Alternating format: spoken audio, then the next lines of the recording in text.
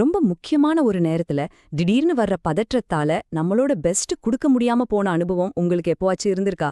ஆமா, நம்மள பலரும் இத ஒரு வீக்னஸா தான் பாக்குறோம்.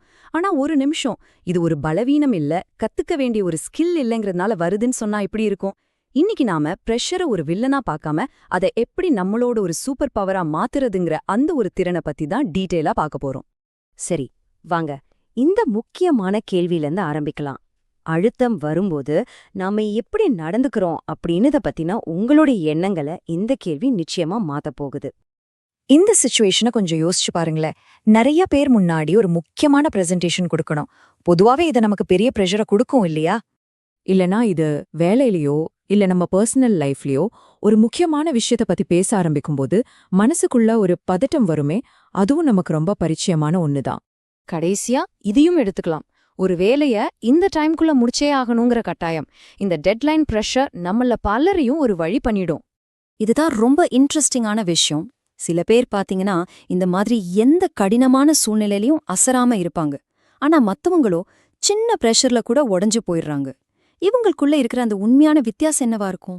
நம்மள நிறைய பேர் இது தைரியம் இல்லாததுனாலயோ இல்ல எக்ஸ்பீரியன்ஸ் கம்மியா இருக்கிறதுனாலயோ நடக்குதுன்னு நினைச்சுக்கிறோம். ஆனா உண்மை அது கிடையாது. இது முறையான பயிற்சியின் மூலமா கத்துக்க கூடிய ஒரு திறமையோட குறைபாடு, அவ்வளவுதான்.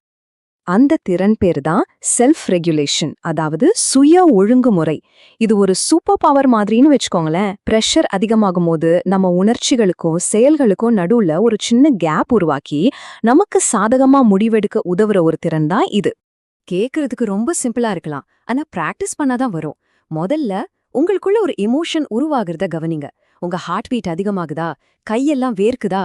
அடுத்து அந்த எமோஷனுக்கு ஒரு பேர் வைங்க. ஓகே, இது பதட்டம், சரி இது பயம் அப்படின்னு சொல்றப்போ அந்த உணர்வுக்கும் உங்களுக்கும் ஒரு கேப் கிடைக்கும். கடைசி ஸ்டெப் என்னன்னா, அந்த உணர்ச்சிக்கு அப்படியே ரியாக்ட் பண்ணாம எப்படி நிதானமா ரெஸ்பாண்ட் பண்ணலான்னு நீங்க தான் சூஸ் பண்ணணும். அப்போ இங்கே மிக முக்கியமான விஷயம் என்னன்னா, உடனே ரியாக்ட் பண்றது கிடையாது. அதுக்கு பதிலா ஒரு செகண்ட் பாஸ் பண்ணி யோசிச்சு செயல்படுற திறன். அந்த ஒரு நொடி இடைவெளி தான் மொத்த வித்தியாசத்தையும் உருவாக்குது. இந்த 2 படங்களையும் பாருங்க, இதுவே எல்லாத்தையும் சொல்லிடும். செல்ஃப் ரெகுலேஷன் இல்லாதப்போ நம்ம எமோஷன்ஸ் நம்மள கண்ட்ரோல் பண்ணும். ஆனா அதே திறன் நம்ம கிட்ட இருக்கும் பொழுது நாம நம்ம எமோஷன்ஸை கண்ட்ரோல் பண்ணுவோம். இதுதான் அந்த பெரிய வித்தியாசம்.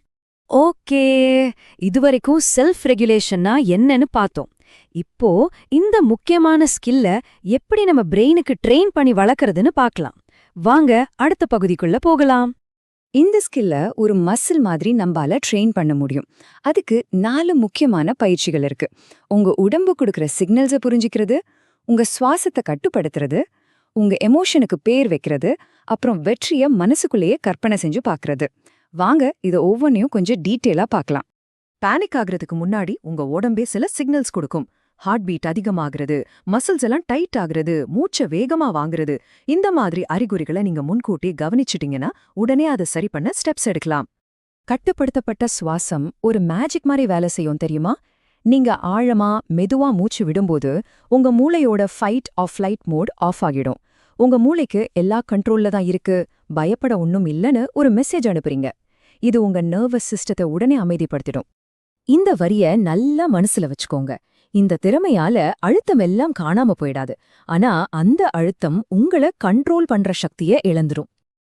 எப்போ நீங்க உங்க மனநிலையை கட்டுப்படுத்த கத்துக்குறீங்களோ அப்போ பிரஷர் உங்களுக்கு பயத்தை கொடுக்காது. அதுக்கு பதிலா உங்களை இன்னும் சூப்பரா செயல்பட வைக்கிற ஒரு ஃபியூலா அது மாறிடும். கடைசியா ஒண்ணு ஞாபகம் வச்சுக்கோங்க, உங்களை சுத்தி என்ன வேணா நடக்கலாம். ஆனா அதுக்கு நீங்க எப்படி ரியாக்ட் பண்றீங்கங்கிறது மட்டும்தான் உங்க கையில இருக்கு. அந்த பவர் உங்ககிட்ட தான் இருக்கு. இந்த கருத்துக்கள் பிரஷரை நீங்க எப்படி பாக்குறீங்கங்கிறத புரிஞ்சுக்க உதவியா இருந்திருந்தா இந்த விளக்கத்துக்கு ஒரு லைக் கொடுங்க. உங்களுக்கு எந்த மாதிரி சிச்சுவேஷன் ரொம்ப பேனிக் கொடுக்கும்? இனிமே அதை ஹேண்டில் பண்ண என்ன மாற்றத்தை செய்ய போறீங்க? உங்க கருத்துக்களை மறக்காம கீழே கமெண்ட்ல சொல்லுங்க. இது மாதிரி நம்ம பெர்ஃபார்மன்ஸை இம்ப்ரூவ் பண்ற பல பயனுள்ள விளக்கங்களை பார்க்க மறக்காம சப்ஸ்கிரைப் பண்ணுங்க. அடுத்த முறை சந்திப்போம்.